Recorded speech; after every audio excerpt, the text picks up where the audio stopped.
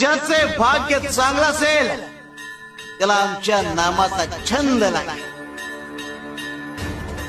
आणि त्याच्या मुखात सतत नाम जप असेल.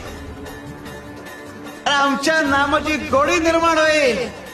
ध्यानी मनी स्वप्नी ही नाम संजीवनी वदनी असेल. त्याला निरंतर सुखाची प्राप्ती होईल. जसं मधाचं सेवन करण्यासाठी भ्रमर कमळ फुलात गुंतून पडतो आणि अत्यंत आनंदाने आणि आदराने मधाचा आस्वाद घेतो. आमच्या भक्ताचे मन आमच्या नामाचे ध्यान लागून उच्च पातळीवर स्थिर होते. मन नामात एकाग्र होईल. त्याची चंचलता नाहीशी होईल आणि त्याचे उन्मन होईल. अरे नामस्मरण हेच प्रपंच व परमार्थ साधनाचे साधन आहे. शिवाय शंकर.